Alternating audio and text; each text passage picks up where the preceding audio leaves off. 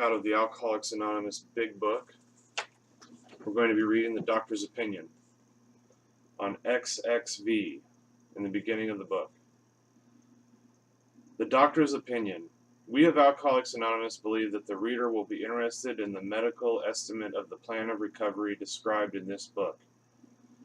Convincing testimony must surely come from medical men who have had experience with the sufferings of our members and have witnessed our return to health. A well-known doctor, chief physician at a nationally prominent hospital specializing in alcoholic and drug addiction, gave Alcoholics Anonymous this letter. To whom it may concern. I have specialized in the treatment of alcoholism for many years. In late 1934, I attended a patient who, though he had been a competent businessman of good earning capacity, was an alcoholic of a type I had come to regard as hopeless.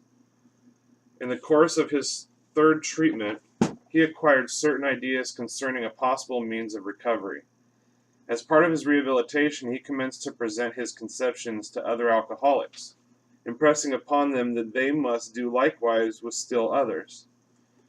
This has become the basic of a rapidly growing fellowship of those men and their families. This man and over 100 others appear to have recovered. I personally know scores of cases who were of the type with whom other methods had failed completely. These facts appear to be of extreme medical importance because of the extraordinary possibilities of rapid growth inherent in this group, that they may mark a new epoch in the annals of alcoholism. These men may well have a remedy for thousands of such situations. You may rely absolutely on nothing they say about themselves. Very truly yours, William D. Silkworth, M.D.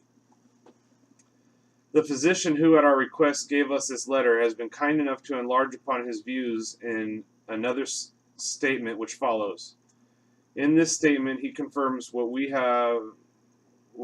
who have suffered alcoholic torture must believe, that the body of the alcoholic is quite as abnormal as his mind. It did not satisfy us to be told that we could not control our drinking just because we were maladjusted to life, that we were in full flight from reality, or were outright mental defects. These things were true to some extent, in fact, to a considerable extent with some of us, but we are sure that our bodies were sickened as well. In our belief, any picture of the alcoholic which leaves out this physical factor is incomplete. The doctor's theory that we have an allergy to alcohol interests us. As laymen, our opinion as to its soundness may, of course, mean little. But as ex-problem drinkers, we can say that his explanation makes good sense. It explains many things for which we cannot otherwise account. Though we work out our solution on the spiritual as well as an altruistic plane, we favor hospitalization for the alcoholic who is very jittery or befogged. More often than not, it is imperative that a man's brain be cleared before he is approached, as he has then a better chance of understanding and accepting what we have to offer. The doctor writes, the subject presented in this book seems to me to be of paramount importance to those afflicted with alcoholic addiction. I say this after many years' experience as medical director of one of the oldest hospitals in the country treating alcoholic and drug addiction. There was therefore a sense of real satisfaction when I was asked to contribute a few words on a subject which is covered in such masterly detail in these pages. We doctors have realized for a long time. There was therefore a sense of real satisfaction when I was asked to contribute a few words on a subject which is covered in such masterly detail in this page. We doctors have realized for a long time that some form of moral psychology was of urgent importance to alcoholics, but its application presented difficulties beyond our conception. What with our ultra-modern standards, our scientific approach to everything, we are perhaps not well equipped to apply the powers of good that lie outside our synthetic knowledge. Many years ago, one of the leading contributors to this book came under our care in this hospital, and while here, he acquired some ideas which he put into practical application at once. Later, he requested the privilege of being allowed to tell his story to other patients here, and with some misgiving, we consented. The cases we have followed through have been most interesting. In fact, many of them are amazing. The unselfishness of these men as we have come to know them, the entire absence of profit motive, and their community spirit is indeed inspiring to one who has labored long and warily in the alcoholic field. They believe in themselves and still more in the power which pulls chronic alcoholics back from the gates of death. Of course, an alcoholic ought to be freed from his physical craving for liquor, and this often requires a definite hospital procedure before psychological measures can be of maximum benefit.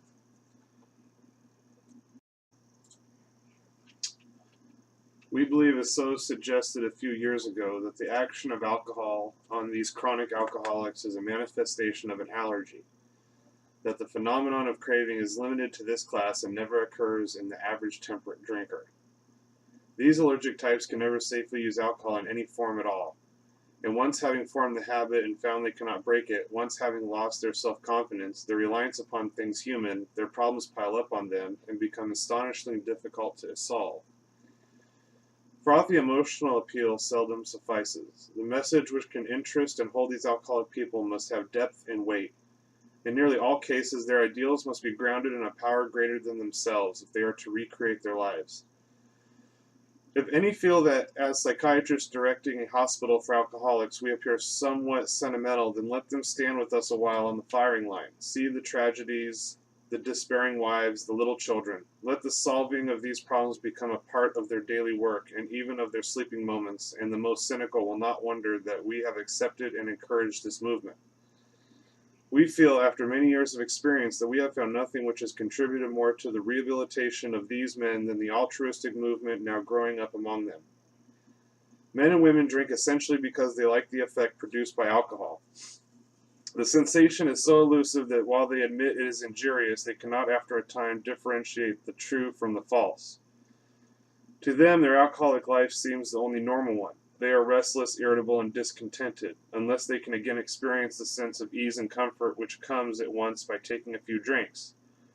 Drinks which they see others taking with impunity. After they have succumbed to the desire again, as so many do, and the phenomenon of craving develops, they pass through the well-known stages of a spree, emerging remorseful, with a firm resolution not to drink again. This is repeated over and over, and unless the person can experience an entire psychic change, there is very little hope of his recovery. On the other hand, and strange as this may seem to those who do not understand, once a psychic change has occurred, the very same person who seemed doomed, who had so many problems he despaired of ever solving them, suddenly finds himself easily able to control his desire for alcohol. The only effort necessary being that required to follow a few simple rules. Men have cried out to me in sincere and despairing appeal, "Doctor, I cannot go on like this. I have everything to live for. I must stop, but I cannot. You must help me." Faced with this problem, if a doctor is honest with himself, he must sometimes feel his own inadequacy. Although he gives all that is in him, it is often not enough. One feels that something more powerful than humans is needed to produce the essential psychic change. Though the aggregate of recoveries resulting from psychiatric effort is considerable, we physicians must admit we have made little impression upon the problem as a whole. Many types do not respond to the ordinary psychological reproach. I do not hold with those who believe that alcoholism is entirely a problem of mental control. I have had many men who had, for example, worked a period of months on some problem or business deal which was to be settled on a certain date favorably to them. They took a drink a day or so prior to the date, and then the phenomenon of craving at once became paramount to all other interests, so that the important appointment was not met. These men were not drinking to escape, they were drinking to overcome a craving beyond their mental control. There are many situations which arise out of the phenomenon of craving which cause men to make the supreme sacrifice rather than continue to fight. The classification of alcoholics seems most difficult, and in much detail is outside the scope of this book. There are, of course, the psychopaths, who are emotionally unstable. We are all familiar with this type. They are always going on the wagon for keeps. They are over-remorseful and make many resolutions, but never a decision. There is the type of man who is unwilling to admit that he cannot take a drink. He plans various ways of drinking. He changes his brand or his environment. There is the type who always believes that after being entirely free from alcohol for a period of time, he can take a drink without danger. There is the manic-depressive type who is perhaps the least understood by his friends and about whom a whole chapter can be written. Then there are types entirely normal in every aspect except in the effect alcohol has upon them. They are often able, intelligent, friendly people. All these and many others have one symptom in common. They cannot start drinking without developing the phenomenon of craving. This phenomenon, as we have suggested, may be the manifestation of an allergy which differentiates these people and sets them apart as a distinct entity. It has never been, by any treatment with which we are familiar, permanently eradicated. The only relief we have to suggest is entire abstinence. This immediately precipitates us into a seething cauldron of debate. Much has been written pro and con, but among physicians the general opinion seems to be that most chronic alcoholics are doomed. What is the solution? Perhaps I can best answer this by relating one of my experiences. About 1 year prior to this experience, a man was brought in to be treated for chronic alcoholism. He had but partially recovered from a gastric hemorrhage and seemed to be a case of pathological mental deterioration. He had lost everything worthwhile in life and was only living, one might say, to drink. He frankly admitted and believed that for him there was no hope. Following the elimination of alcohol, there was found to be no permanent brain injury. He accepted the plan outlined in this book. 1 year later, he called to see me, and I experienced a very strange sensation. I knew the man by name and partly recognized his features, but their all resemblance ended. From a trembling, despairing, nervous wreck had emerged a man brimming over with self-reliance and contentment. I talked with him for some time, but was not able to bring myself to feel that I had known him before. To me, he was a stranger, and so he left me. A long time had passed with no return to alcohol. When I need a mental uplift, I often think of another case brought in by a physician prominent in New York. The patient had made his own diagnosis, and deciding his situation hopeless, had hidden in a deserted barn, determined to die. He was rescued by a searching party, and in desperate condition brought to me. Following his physical rehabilitation, he had a talk with me in which he frankly stated he thought the treatment a waste of effort unless I could assure him, which no one ever had, that in the future he would have the willpower to resist the impulse to drink. His alcoholic problem was so complex and his depression so great that we felt his only hope would be through what we then called moral psychology, and we doubted if even that would have any effect. However, he did become sold on the ideas contained in this book. He has not had a drink for many great years. I see him now and then, and he is as fine a specimen of manhood as one could wish to meet. I earnestly advise every alcoholic to read this book through and through. Perhaps he came to scoff. He may remain to pray. William D. Silkworth, M.D.